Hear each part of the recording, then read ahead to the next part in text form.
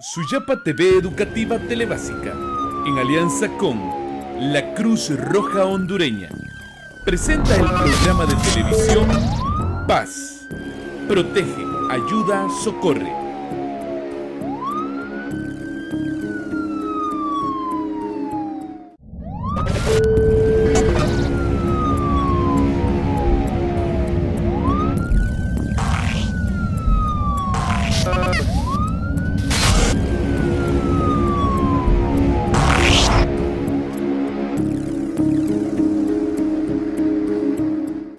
Bienvenidos y bienvenidas a una nueva edición de su programa Paz. Protege, ayuda, socorre. En esta ocasión, como siempre, les saluda José Núñez, socorrista de Cruz Roja Hondureña. Y Wendy Reyes, técnico en urgencias de la Cruz Roja Hondureña. Wendy, ¿qué tal? ¿Cómo estás? Mucho gusto, Rey. Bien, el gusto es todo tuyo. No digo mío, el gusto es todo mío. El día de hoy tenemos un programazo preparado para todos ustedes. Conoceremos acerca de la parte legal de Cruz Roja Hondureña. Wendy, qué importante saber esto. La parte legal de lo que es prestar primeros auxilios también, Rey. Claro que sí. Imagínense ustedes que se vean involucrados, porque todos estamos llamados a poder asistir en un caso de emergencia. ¿Qué harían ustedes para no contaminar una escena? Pongámoslo así, un ejemplo, así, por mencionar muchos, un ejemplo. Pues hoy aprenderemos qué hacer en ese tipo de casos, Wendy. Vamos a hablar también sobre los derechos y los deberes que tiene tanto el prestador de primeros auxilios como el paciente ante una atención médica. Claro que sí. Estaremos hablando también de los signos vitales. Esto es muy importante, Wendy, para poder presentar una evaluación del paciente. Así es, para poder dar la información sobre el paciente. Vamos a aprender todo lo que son los parámetros de los signos vitales y vamos a aprender también a tomar los signos vitales al paciente. Wendy, o sea que si nosotros tuviéramos una escala de nuestros televidentes y que el punto máximo es socorrista de Cruz Roja Hondureña, con los conocimientos que vamos a adquirir el día de hoy, llegarán al 2. Pues posiblemente. Posiblemente. O sea que usted se puede convertir también en un socorrista de Cruz Roja Hondureña. Le invitamos a que no se levante de su asiento para que juntos podamos aprender el día de hoy. Sí, el programa de ahora va a estar muy interesante, Rey. Bueno, esperemos que lo podamos disfrutar juntos. Nos vamos a una pausa comercial para que al regresar juntos ya recibamos al invitado del día de hoy. Ya regresamos.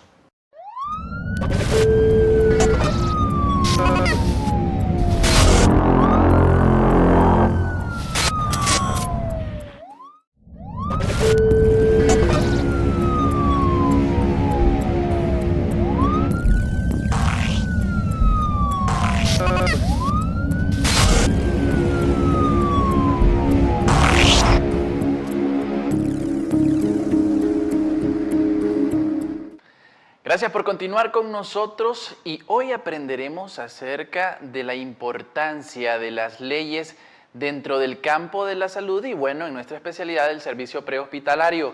Para ello se encuentra con nosotros el abogado Francisco Elvir. Bienvenido a nuestro programa, abogado. Muchas gracias, José. Muchas gracias por invitarnos a estar acá y poder llegar a esa ciudad, a ese montón de gente que nos ven en este canal. Y así dar a conocer no solamente los primeros auxilios, sino qué sucede y qué debe suceder en caso de estar en una situación de emergencias. Muchas veces pensamos, Wendy, que esta parte, este aspecto no tiene tanta relevancia como el ayudar a una persona con los primeros auxilios, con lo que ya hemos aprendido, con lo que encierra el servicio prehospitalario. Pero, ¿por qué son importantes entonces conocer las leyes dentro del campo de la salud, abogado? Igual que en el área de primeros auxilios, en el área de la ley, siempre hay un antes, un durante y un después.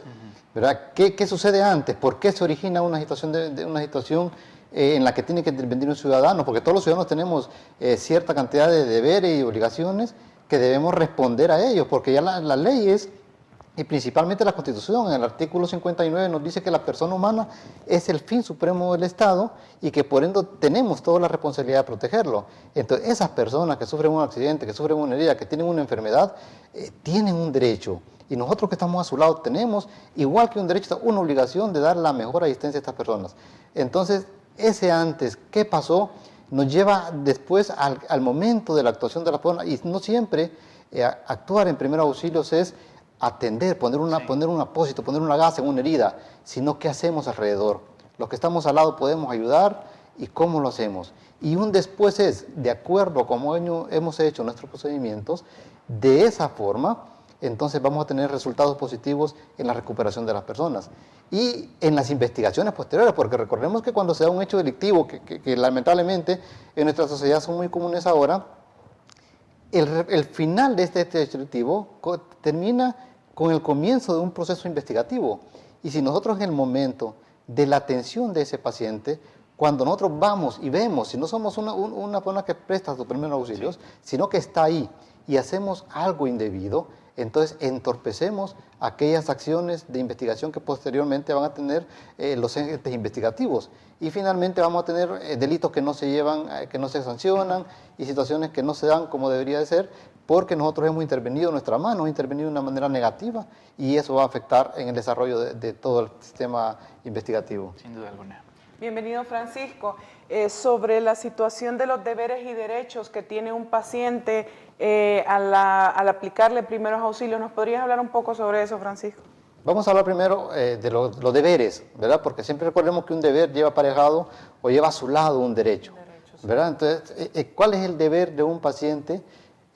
Primero, permitir la asistencia a la persona que le va a proporcionar la asistencia y no cuestionar lo que se va a hacer, sino permitir, ¿verdad? Porque ya el hecho de la situación que está pasando la persona lesionada o la persona enferma ya es una carga de trabajo para la persona que la va a ayudar, a que lo va a asistir. Si la persona que está siendo asistida presenta una negatividad o no permite ser asistido, esto genera un grado de tensión, un grado de incomodidad para la persona que lo va a atender. Entonces, sí es bien cierto que como derecho tiene para elegir a ser atendido o no ser atendido. Pero la persona que lo va a atender también tiene el deber de atenderlo y preservar la vida. Todos tenemos un derecho que puede ser violado o lesionado cuando lo que tratamos de hacer es proteger un derecho de mayor valor. Por ejemplo, hay personas en nuestra sociedad que tienen ciertas creencias o ciertos cultos religiosos en los que no permiten ciertos tipos de procedimientos médicos. Sí.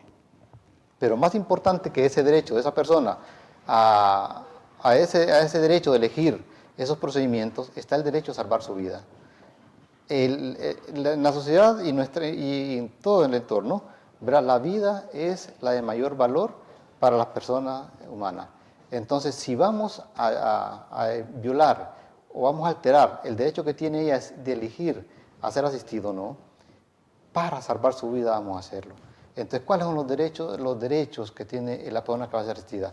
A que se le diga la verdad, ¿verdad? De lo que está pasando, ¿no? Y que si de repente tiene una lesión muy grande, decirle, no, eso va a estar bien. No, digámosle lo que está pasando, lo que está sucediendo, y ella misma nos va a ayudar a que podamos atenderla de la manera adecuada. Digámosle la verdad, permitamos siempre la presencia de un familiar junto a esta persona. Y eso, lamentablemente, es una situación que se viola, que se niega, ¿no? en algunos centros asistenciales. No se permite la presencia de algunos familiares y la persona tiene que estar ahí, tiene que estar la presencia de un familiar para dar a conocer, pero para conocer cuáles son los procedimientos que están haciendo, sobre todo en los menores de edad, ¿verdad? Se debe proteger la imagen de la persona como un derecho, ¿verdad? No podemos exponer partes íntimas de la persona o el nombre de la persona cuando es producto de un acto delictivo. Si una persona ha sido agredida, producto de la delincuencia, y nosotros decimos el lugar donde se encuentra esta persona, dónde fue atendida y dónde la estamos llevando, posiblemente las personas que han originado esta situación este daño a una persona van a seguirlo hasta el lugar donde nosotros estamos diciendo y dando esa información. Entonces, hay alguna información que debemos limitar.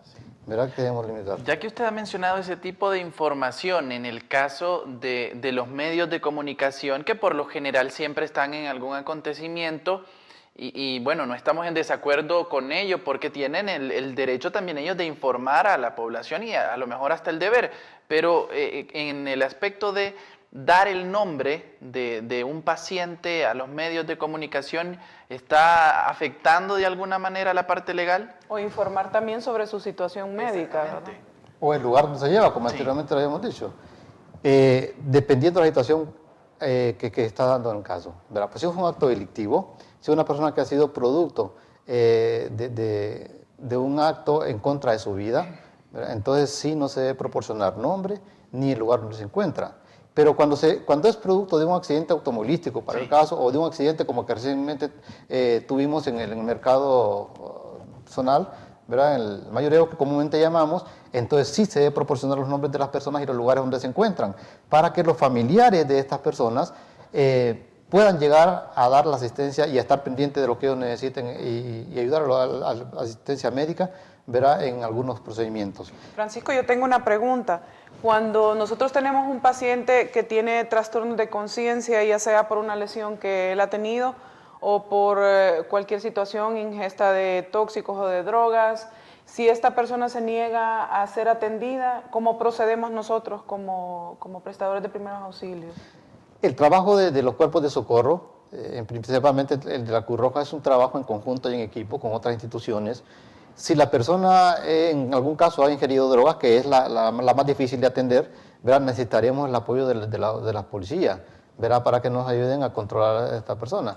Pero siempre tenemos que dar la atención, sobre todo si la necesidad de la atención que tiene esta persona pone en riesgo su vida. Entonces, primero proteger la vida de la persona por encima de cualquier derecho que tenga a elegir o no elegir la atención. Primero es el cuidar su vida. En materia de derecho, en materia legal, hay un principio que se llama principio de la fuerza. Entonces, es en que nosotros violamos un derecho de una persona para proteger un derecho de mayor valor de ella misma. Y en este caso, la vida, no hay un derecho de mayor valor que el de la vida. Usted mencionaba antes, entonces, solo para que nos quede claro esto, el derecho también a elegir su propia creencia religiosa. Y sabemos que hay algunas religiones que, bueno, en sus creencias tienen como, no, qué sé yo, prohibido el hecho de transfusiones sanguíneas. Entonces, si es un caso verdaderamente grave, entonces existe, como dijo usted, el derecho a salvarle la vida. Más que el derecho, la obligación de las personas que están asistiendo a esta persona de salvar la vida, ¿verdad? Porque en primer lugar, si hiciéramos una escala de valores y de derechos, el primero sería la vida, proteger la vida. Entonces, de nada serviría que a una persona respetáramos su culto, respetáramos su derecho a elegir el ser atendido o no cuando estamos poniendo en riesgo su vida. Entonces, finalmente va a ser una persona muerta con derechos.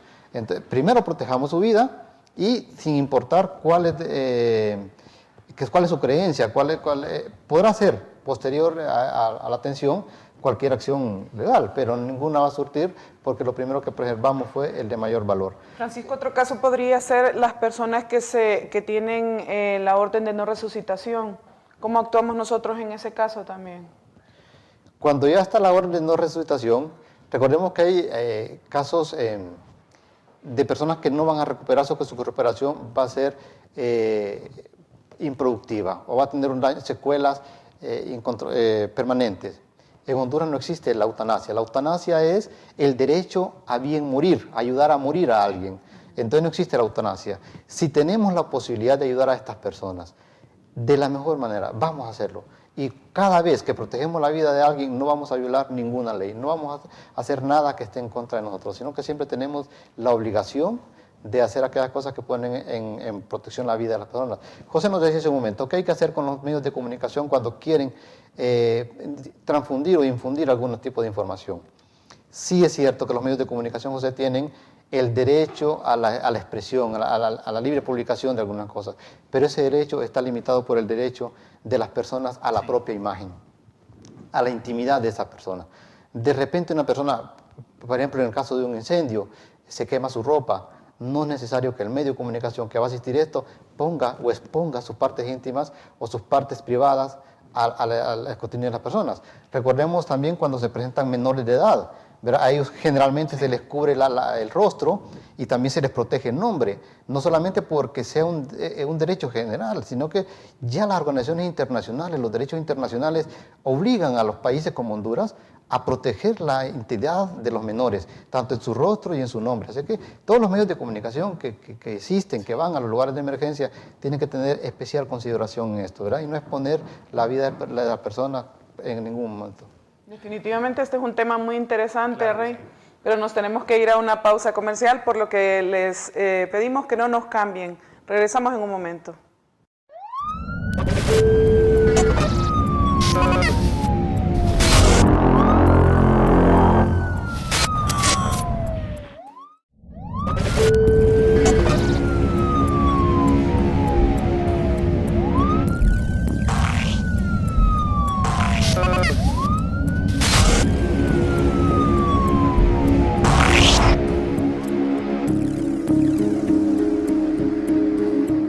Bien, regresamos de estos cortos comerciales con su programa Paz, Protege, Ayuda, Socorre y continuamos hablando con el abogado Francisco Elvir.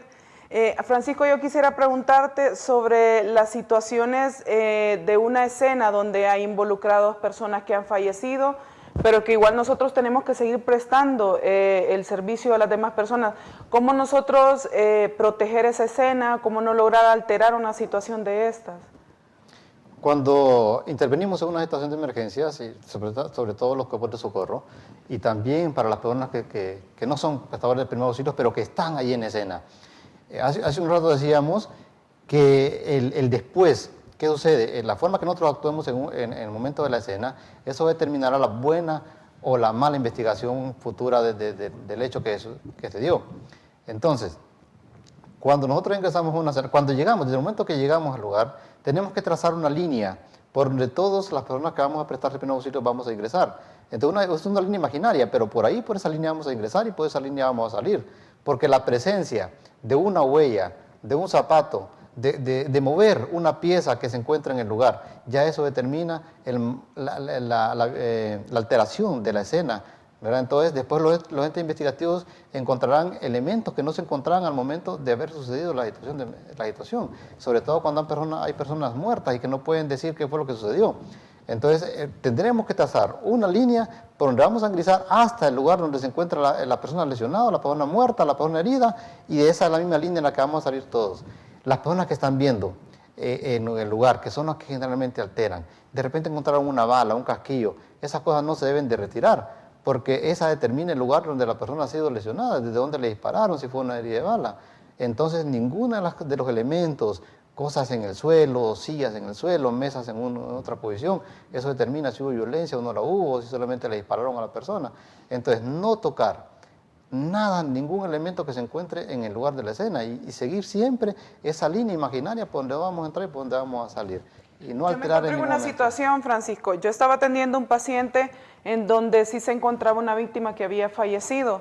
Los familiares desesperados, pues, por ver sus pacientes heridos, estaban pasando sobre la escena. Uno trata de explicarles, pues, que no tienen que sobrepasar porque habían casquillos, habían situaciones que legalmente son de suma importancia, ¿verdad? Pero ¿cómo concientizar a la población en ver que están alterando la escena de crimen de su propio familiar, ¿verdad? Porque ya esta escena está completamente contaminada una vez que estamos ingresando hasta nosotros, ¿verdad? Sí. Tratamos de hacerlo de la manera más correcta, como en una sola posición, como indicaba Francisco, pero el resto de los familiares están alrededor. ¿Cómo hacer conciencia sobre esta situación? Y que generalmente todos pedimos al final que se haga justicia cuando perdemos a un familiar. Claro, la parte humana. Pues. Todos queremos que se haga justicia, pero nosotros mismos estamos interfiriendo que esa justicia sea correcta. Entonces, quisiera comentar y recordar un hecho que se dio hace un tiempo atrás, cuando una persona resultó muerta dentro de su vehículo, un varón resultó muerto dentro de su vehículo. Resulta que había indicios de que él solo se había ocasionado la muerte, un suicidio, pero también se pensaba que había un homicidio. ¿Qué era lo que iba a determinar si había sido otra persona la que había causado la muerte o si había sido el mismo? Un simple agujero en el vidrio de su vehículo. Sí. El lugar por donde ingresa una bala crea un tipo de cono, por donde entra es la parte más amplia y por donde sale es por la parte más pequeña. Entonces, alguien por ahí, con la curiosidad de ver qué estaba pasando adentro, tomó un lápiz y lo introdujo en el agujero del vidrio, ¿verdad? Y ahí contaminó la escena. Ahí borró la posibilidad de saber si le habían disparado desde afuera o se había disparado desde adentro. Entonces, un hecho tan sencillo, tan simple, puede violentar totalmente y evitar una investigación futura adecuada. Entonces, lo más importante es no tocar ninguna escena, no tocar ningún elemento de la escena, no introducirnos. Si queremos ver, las personas que nos gusta curiosear, podemos hacerlo desde un perímetro adecuado. Ya cuando la policía llega, ellos marcan su perímetro, ¿verdad? Pero si eso no sucede, y mientras llega la policía, siempre todo el mundo quiere estar lo más cerca posible, ¿verdad? Tratemos de ayudar a estas personas. Ayudarnos no siempre, como decía hace un momento, es poner una venda, es poner una gasa. Ayudar es tener el lugar que nos corresponde. Si no somos prestadores de primeros auxilios, mantengámonos a un lado. Y así vamos a ayudar a que los que van a prestar el primer auxilio en las personas que han resultado heridas en un accidente, en un acto criminal o en una enfermedad, ellas puedan hacer su trabajo de la mejor manera. Y hemos estado hablando centrados en el paciente, pero mi pregunta ahora sería, ¿podría estar inmiscuido en problemas legales, un mirón como comúnmente lo llamamos? Existen dos aspectos. Uno es cuando no hay un personal de emergencias. ¿Verdad? Muchas personas tenemos el mal proceder de decir, yo no lo toco porque después me lo van a cargar a mí, ese muerto. Y no es verdad. Si estamos cerca y una persona está herida, ha sufrido un accidente y podemos ayudarla, tenemos que hacerlo, tenemos la obligación de hacerlo, ¿verdad? Porque si esta persona muere, cualquiera de los que están alrededor pueden ser también vinculados dentro de la escena. Pero si vimos que la persona está ahí y que podemos ayudarla, tenemos que hacerlo hasta que llegan los cuerpos de socorro, no haciendo más de aquello que conocemos, no inventando en el paciente. Si no sabemos los procedimientos, no lo hagamos, pero hagamos aquello que podamos ayudar a mejorar su estado de vida. Si tenemos que trasladarlo, lo vamos a trasladar. Eso es importante, lo vamos a trasladar. Pero tenemos que atender al paciente y cuando llegan los cuerpos de socorro, dar la información de lo que conocemos y hacernos a un lado. Francisco, si hablamos en el traslado que nosotros vamos a hacer con este paciente, por así decirlo, para el personal de Cruz Roja Hondureña, nosotros tenemos prohibido que ingrese una persona armada, ¿verdad? Y hacer el traslado. En sí, el traslado en ambulancia no puede ir nadie armado, ¿verdad? Entonces, ¿cómo manejar esta situación cuando se trata de una persona que es peligrosa, pues que ha tenido problemas delictivos o la forma de antecedentes? ¿Cómo proteger el personal que está haciendo ese traslado también? Ahí es donde hablábamos hace un rato que tenemos que trabajar en conjunto con otras instituciones, ¿verdad? Y no solamente por seguridad, ¿verdad? El hecho de que una persona no puede ingresar en una ambulancia armado, sino también porque hay leyes internacionales que prohíben esos hechos. Las mismas leyes internacionales de la Cruz Roja Internacional prohíben de que hayan personas armadas dentro de las ambulancias o en los edificios de la institución. Entonces, cuando trasladamos a una persona con antecedentes delictivos o que sabemos que su vida puede estar en peligro, no necesariamente un miembro de la policía puede ir dentro de la ambulancia, sino tiene que ir en un vehículo aparte para darle protección a la persona que ha sufrido el daño y a las personas que también le están dando el apoyo. Y si es un familiar, no debemos permitir. Y tendremos, como decía la antigua presidenta, la expresidenta de la Cruz Roja, doña Meneca Mencía, aprendamos a decir que no. Demostremos a ella que no puede ir en una ambulancia porque tienen que hacer procedimientos y el hecho de ir armado dificulta estos procedimientos y pone en peligro no solo su vida, la vida del familiar y la vida del paciente y también la vida de los que están todos los que vamos prestando ese servicio. Entonces, además es un llamado a la comunidad, ¿verdad? Más es un llamado a la comunidad de no portar armas cuando van a ingresar a una ambulancia y a las autoridades también. Pero ayudar en esto, ¿verdad? Y si tienen que acompañar a la persona porque es un delincuente, porque es una persona que se considera que ha cometido un delito, acompañarlo, pero en un vehículo aparte, no dentro de la ambulancia. Bueno, dato interesante para que ustedes conozcan también, el abogado también es técnico en urgencias médicas, es decir, que sí está preparado para todo este tipo de situaciones, tanto legales como en atención del servicio prehospitalario. ¿Cómo ha sido su experiencia? También llevándolo desde el punto de vista legal, pero también como un técnico en urgencias médicas. Por fortuna, estamos en una institución a la vanguardia de los primeros auxilios y hablar de una experiencia sería infinito, ¿verdad? Tantas situaciones que nos hemos enfrentado, situaciones de violencia, accidentes, enfermos, y en todas ellas interviene el derecho. Cuando yo tengo la oportunidad de estar en un lugar como este, siempre digo, dos cosas debemos de aprender los ciudadanos, primeros auxilios y derecho. Porque nunca vamos a estar fuera de ver a una persona con un accidente, que ha sufrido una herida, y todos los movimientos que nosotros realizamos son encaminados hacia el derecho y a la justicia. Entonces, mi experiencia particular la he podido enfocar y la institución nos ha dado como instrumento el hecho de capacitarnos en el área legal, ¿verdad? ¿Qué hacer cuando vamos a atender a un paciente ya en áreas determinadas? Entonces, eso lo llevamos a la práctica y gracias a Dios, ¿verdad? No hemos tenido ningún hecho que lamentar. Entonces, invitar a todas las instituciones también que hagan un medio y a las personas que nos están viendo, ¿verdad? Que ayudemos de la mejor manera, ¿verdad? Lo bien hecho nunca va a tener una mala consecuencia. Claro que sí.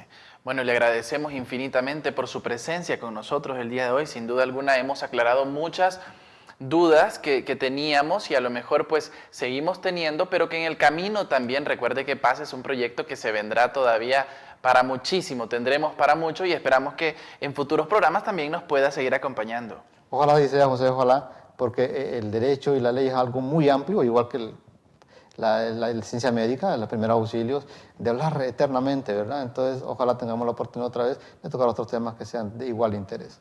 Claro que sí. Wendy, nos vamos a ir a una pausa comercial, pero al regresar continuaremos con más de PAS. Ya volvemos.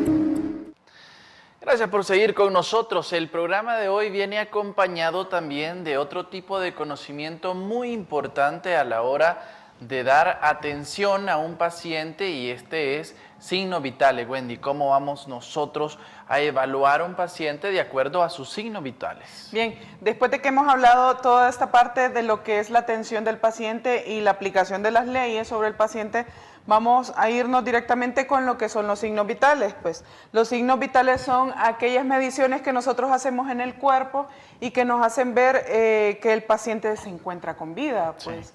Entre los parámetros que nosotros vamos a medir con los signos vitales tenemos la respiración en un paciente, tenemos su temperatura, si el paciente está muy frío o si está muy caliente, su respiración si está muy lenta o si está muy rápida.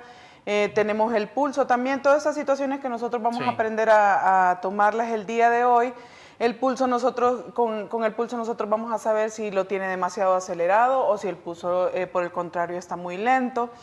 Y muy importante también es la presión arterial. La presión arterial. Sí, con la presión arterial nosotros vamos a ver si el paciente está con su presión normal o si se encuentra con una hipotensión, que es una presión baja.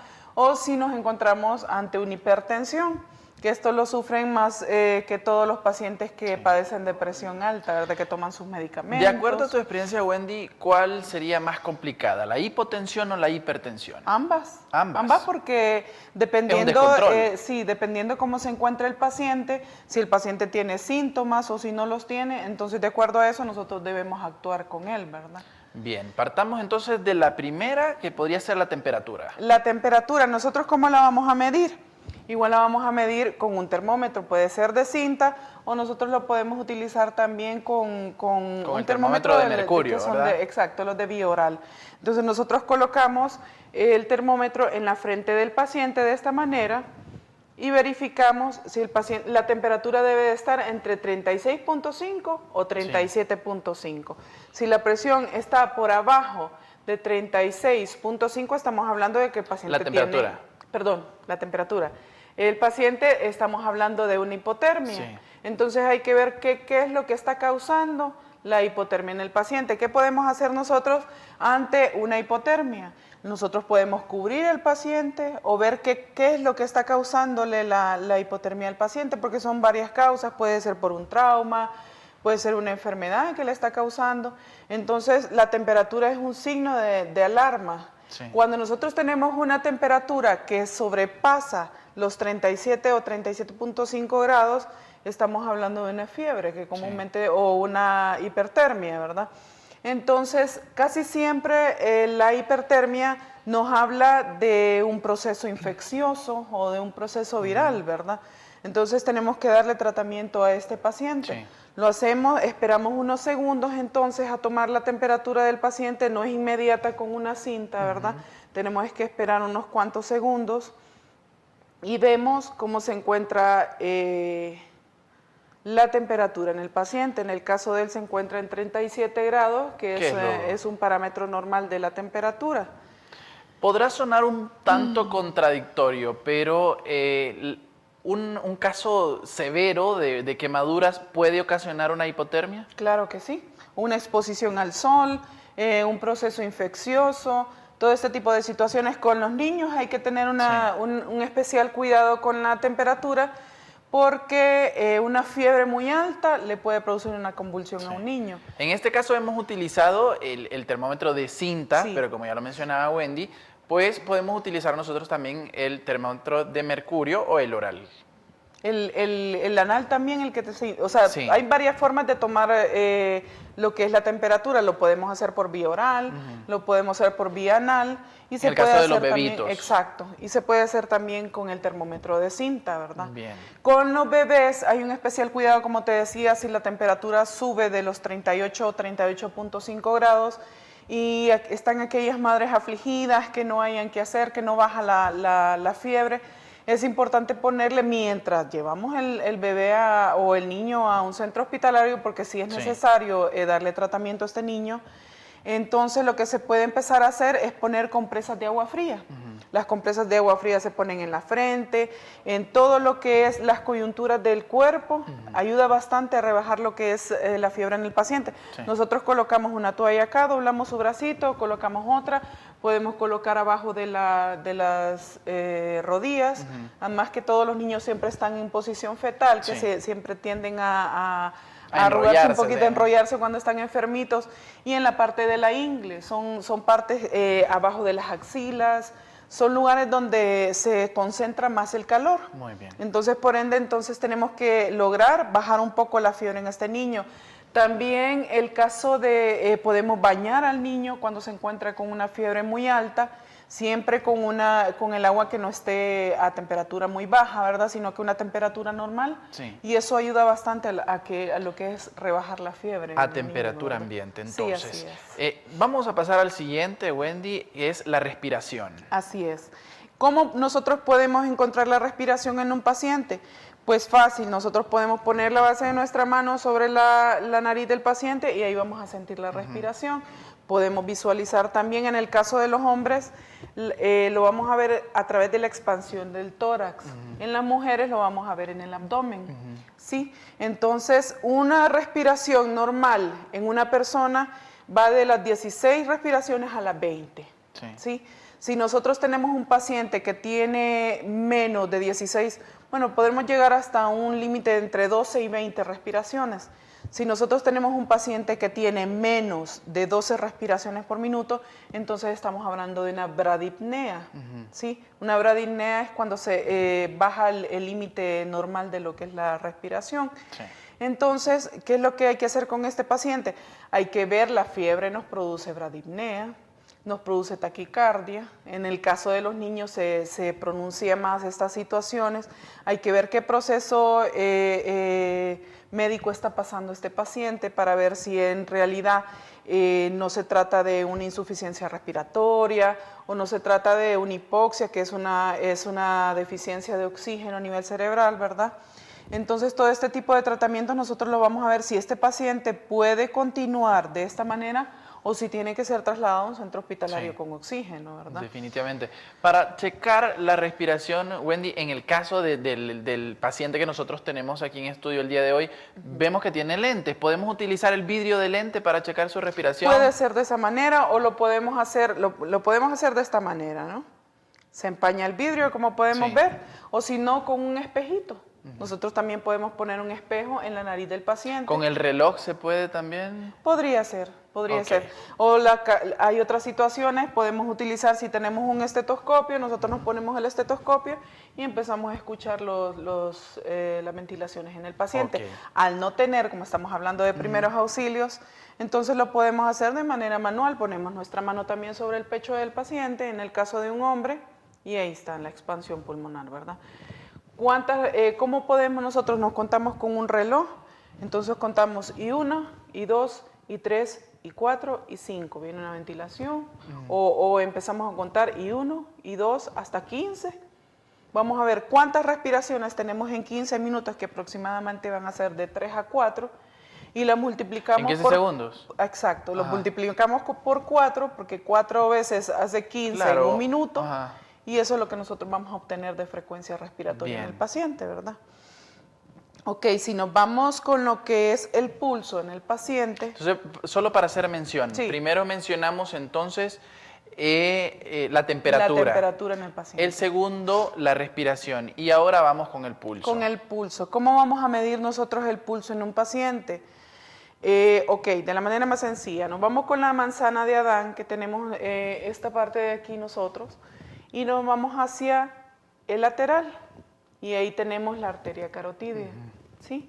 Nosotros lo tenemos que hacer con estos dos dedos. Sí, ¿Por qué? muy importante Porque si eso. nosotros lo hacemos con el dedo pulgar, exacto, si nosotros medimos, nuestro dedo tiene un pulso. Lo El que vamos a el sentir dedo es nuestro propio pulso, no el del Exacto. paciente. Entonces tendemos a confundir cómo está el pulso en el paciente y nos va a dar una cifra alterada, Claro. o nos puede dar nuestra misma frecuencia, ¿verdad? Entonces, recordarlo Entonces, siempre con estos dos dedos. Con estos dos dedos. El medio y el índice. Sí, ya lo podemos hacer hacia nosotros o lo podemos hacer hacia el otro lado, como nosotros nos sintamos más cómodos. Sí.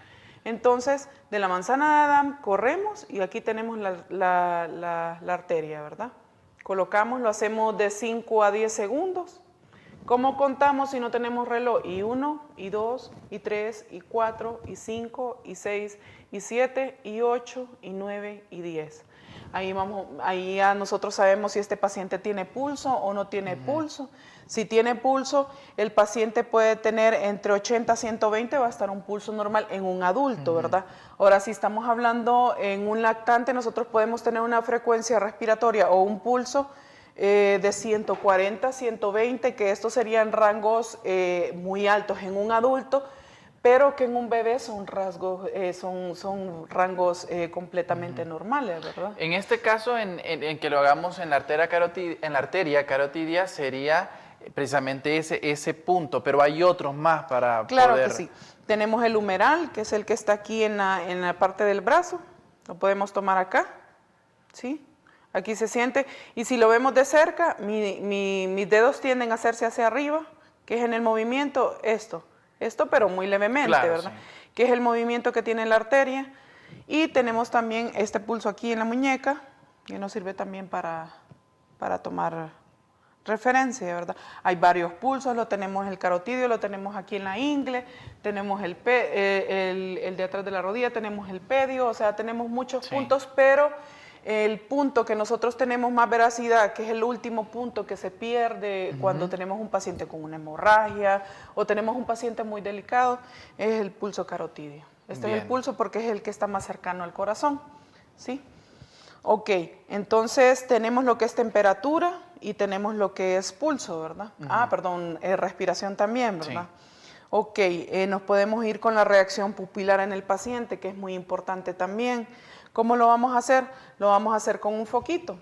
Pero si nosotros no tenemos un foco, entonces, ¿qué es lo que hacemos? El párpado del paciente lo subimos,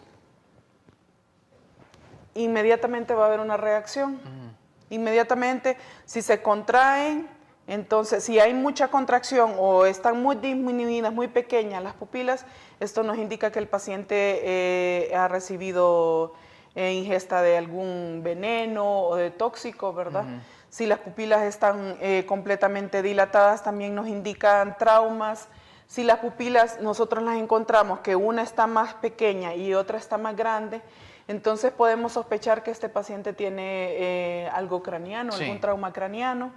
Entonces, ¿cómo lo vamos a verificar? Abrimos la parte del párpado del paciente, ponemos un foco y esto nos indica, la contracción que nosotros recibimos en el momento nos indica que está en una situación normal, ¿verdad? Y que las pupilas se encuentren del mismo tamaño. Sí, muy importante ese dato, entonces, revisar los estados de las pupilas, el tamaño de las pupilas. ¿Podría haber alguna variación en el color, Wendy? No, en el color no hay variación, no te cambia el color. Nada más en el tamaño entonces Así de la es, pupila. el tamaño de la pupila. Sí. Bueno, perfecto. Entonces ya tenemos el cuarto y nos falta uno que sería presión arterial. Sí, en la presión arterial lo vamos a aprender a hacer, pero nos vamos a ir a un corte comercial porque lo que es parámetros de presión arterial nos va a llevar un poquito más de tiempo Sí. y le vamos a enseñar a nuestros televidentes cómo hacer la toma de la presión arterial. Perfecto. Entonces nos vamos a ir a una pausa comercial y continuamos con su programa Paz.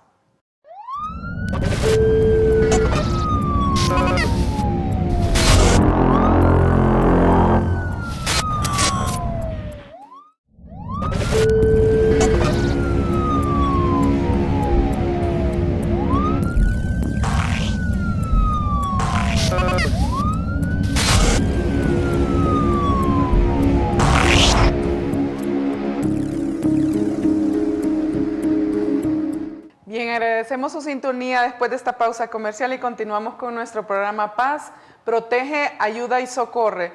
Estamos hablando sobre lo que es signos vitales en un paciente y vamos a continuar con lo que es la presión arterial, que se divide en la presión sistólica y en la presión diastólica, lo que comúnmente nosotros conocemos como presión alta y como presión baja. Sí.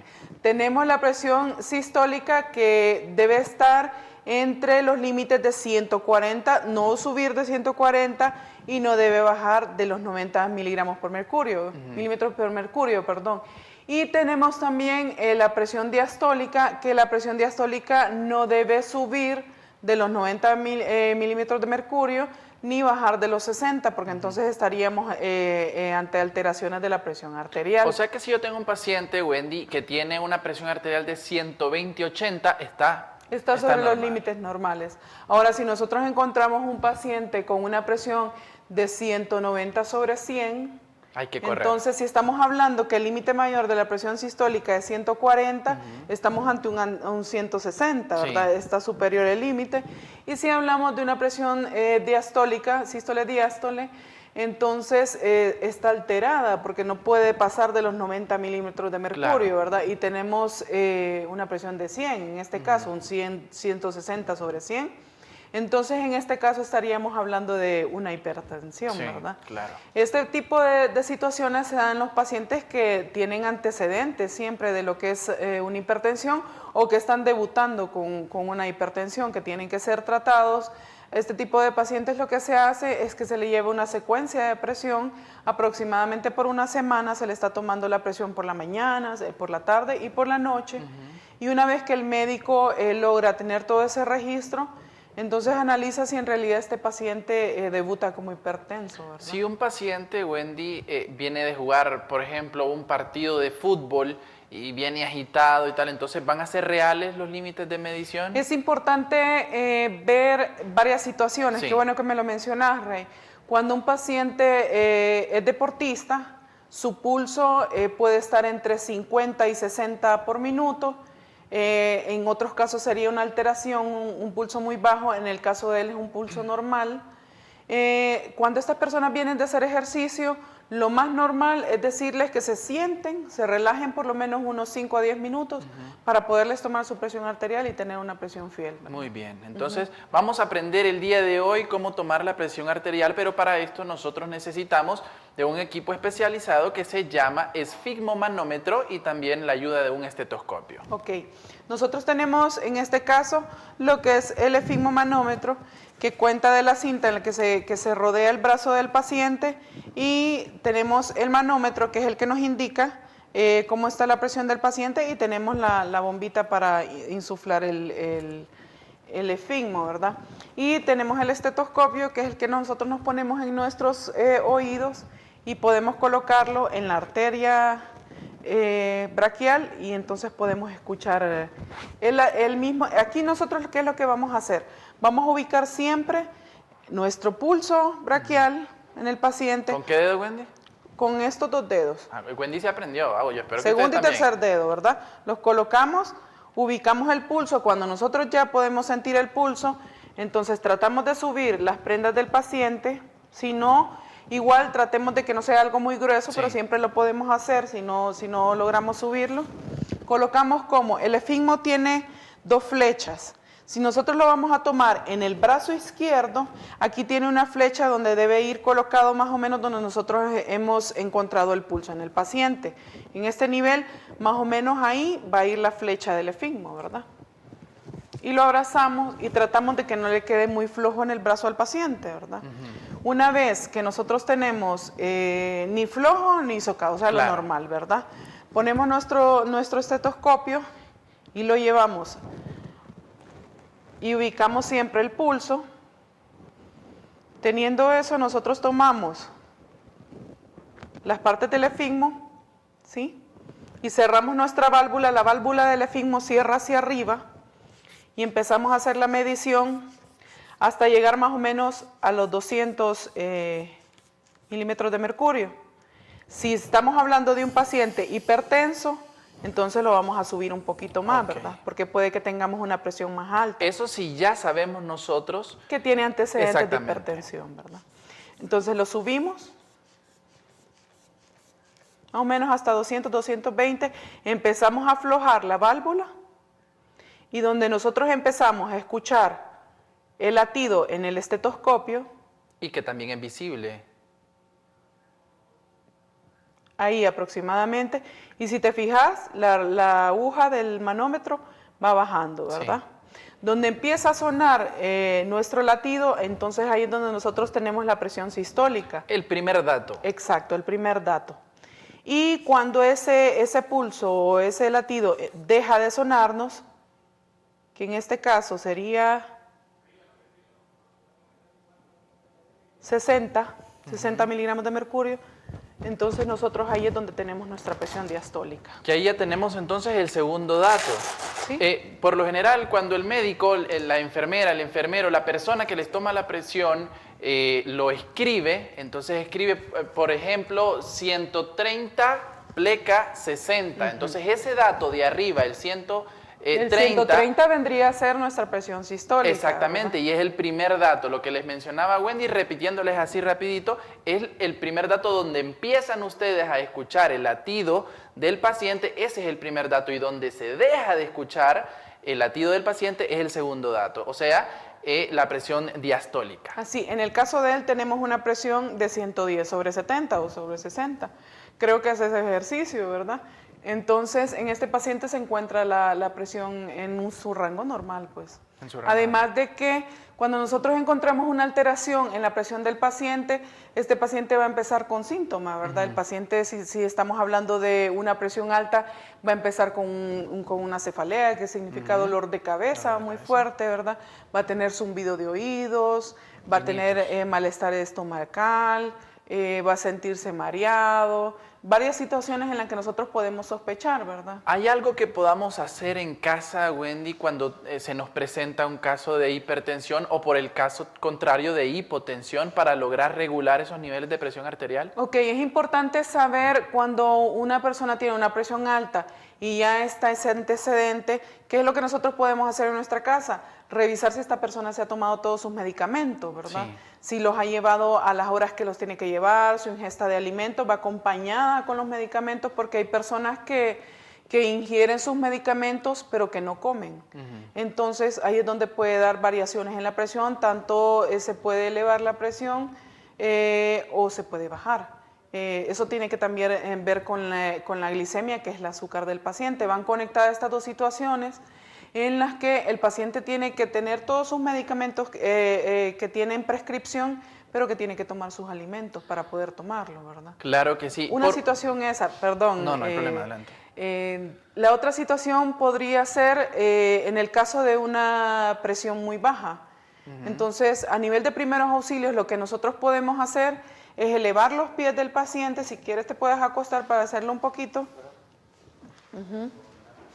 Que esto significa que es la posición de Trendelenburg, elevamos nuestros pies y eso nos permite que suba un poco la presión al torrente sanguíneo. Pues. Lo hacemos aproximadamente que por unos 5 a 10 minutos, donde la persona obviamente se va a sentir mejor. Sí. Esto lo podemos hacer también en el caso de una pérdida de conciencia. Si estamos hablando de un desmayo, ponemos al paciente en esta posición, que las pérdidas de conciencia que son por desmayo, comúnmente son debido a una hipotensión, que se ha bajado la presión o un poco los niveles del azúcar. Entonces podemos lograr por lo menos recuperar la conciencia del paciente de esta manera, ¿verdad? Sí. Wendy, por el caso contrario, hemos mencionado lo que podemos hacer para poder regular esos niveles, pero muchas veces no contamos nosotros en casa y en la mayoría de nuestros hogares no contamos con un esfigmomanómetro, mucho menos con un estetoscopio. Entonces, ¿qué es lo que no debemos hacer cuando hay algún descontrol de la presión arterial? Que normalmente o sea, son signos que nosotros podemos ver, pero que no son precisos, ¿verdad? Cuando el paciente tiene una hipertensión, el pulso de este paciente normalmente va a estar un poco más bajo, ¿verdad? Y cuando el paciente tiene la presión baja, nuestro pulso se va a acelerar porque el corazón tiene que trabajar más para bombear más sangre y lograr que haya un mejor nivel, ¿verdad?, de sangre en el cuerpo. Entonces, aquí la situación es, si nosotros no contamos con el equipo adecuado, tratar de llevar a este paciente y que le hagan una toma de presión lo antes posible ante los síntomas que nosotros podamos tener. Si estamos hablando de una hipotensión, el paciente está mareado, está demasiado débil, está pálido, sudoroso, frío. Esas son situaciones que podemos encontrar nosotros en un paciente con una hipotensión también. En ambas situaciones sí podemos hacer las situaciones que yo te dije a nivel de primeros auxilios, pero lo más recomendable es que este paciente sea atendido por su médico o por una persona que sepa tomarle sus signos vitales. Lo que te repetía, verificar si este paciente se ha tomado sus medicamentos en el caso de una hipertensión. Igual hay medicamentos para tomar en el caso de los pacientes que tienen una hipotensión ya establecida. Hay ciertos medicamentos también que ellos toman, verificar si ellos han tomado su medicamento. Si no lo han tomado, entonces es el momento en que ellos deben de tomar su medicamento, ¿verdad?